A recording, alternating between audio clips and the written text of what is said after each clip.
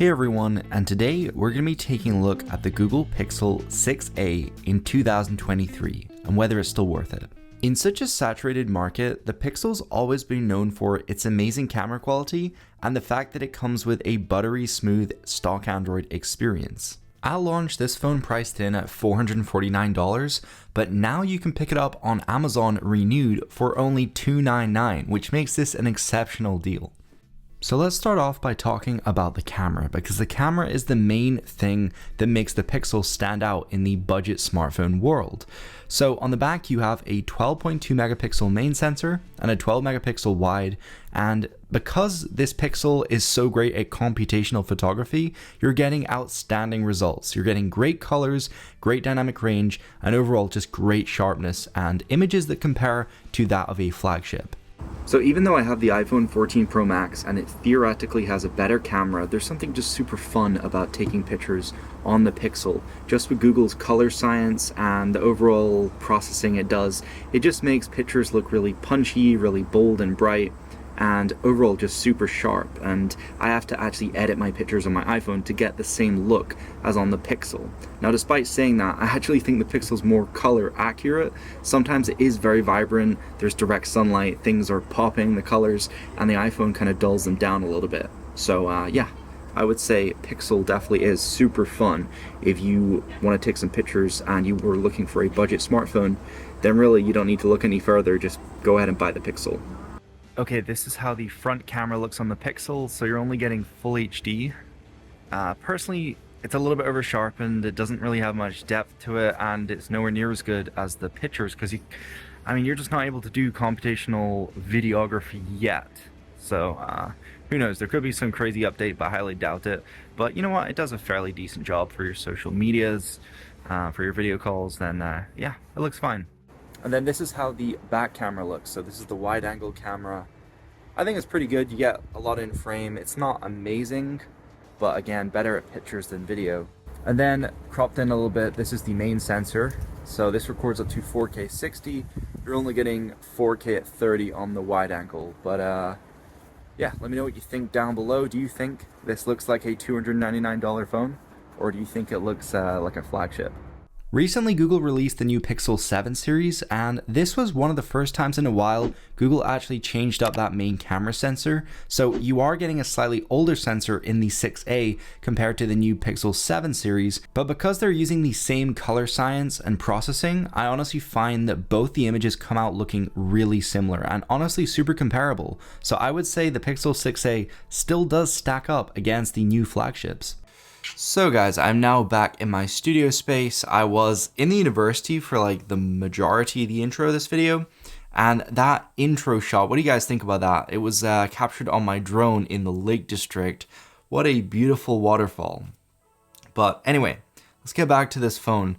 So the Pixel 6a, yeah, let's talk about the unboxing experience. So when I unboxed this, it does have a very 2023 unboxing experience because there's no charging brick, there's no earphones in the box. You pretty much just get a charging cable, which is USB-C, and then you also get a SIM ejector tool as well as an OTG adapter. So it's kind of nice. You can plug in like USB accessories as well as your flash drives into this phone, and you can access it inside the Files app, which is pretty cool.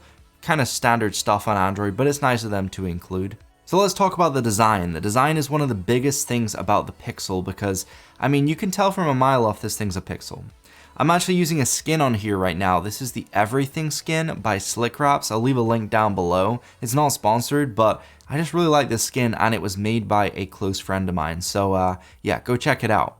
But I really like this design because it doesn't stand out as like a cheap phone. Like a lot of phones out there that are budget, you can see them a mile off. Whereas this phone right here, it just looks like any other Pixel. It kind of just looks like the Pixel 6. You wouldn't really think it's a cheap $300 device.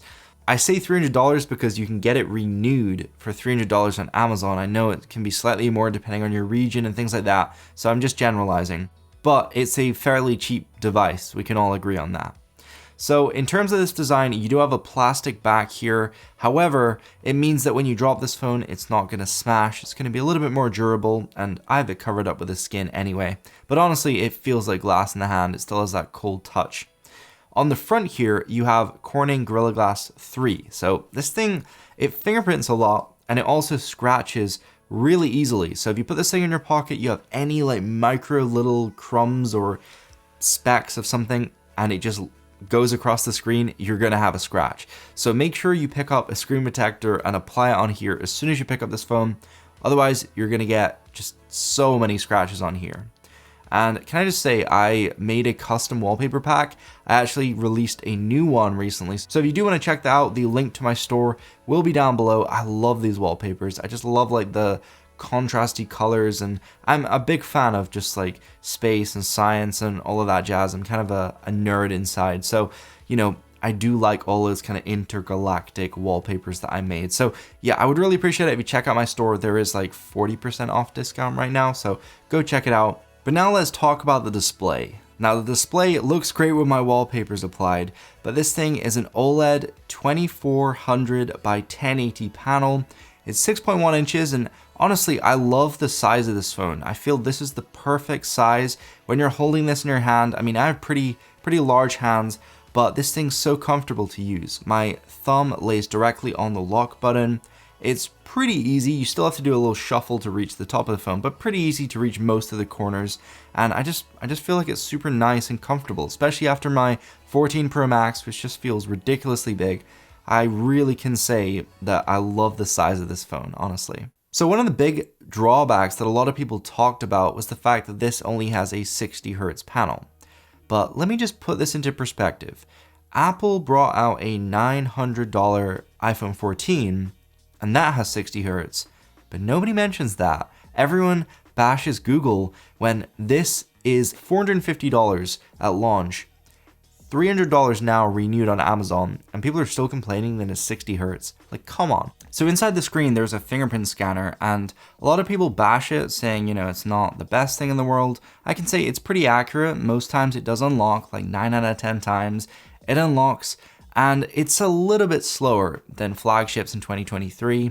It's maybe a half second, between a half second and a second slower, so you will need to leave your finger slightly longer on the sensor. But is it a big deal?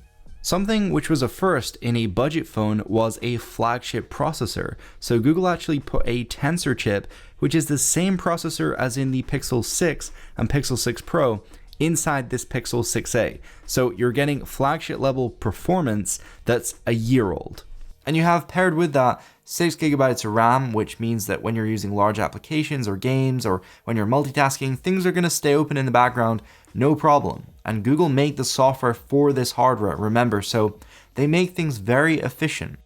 And it's also pretty efficient in terms of power consumption. You only have a 4,410 milliamp hour battery. However, with that Tensor chip, as well as the 60 hertz screen refresh rate, I find myself pretty much getting about 6 hours screen on time consistently, sometimes a little bit more, sometimes a little bit less, but I'm quite a heavy user, so keep that in mind.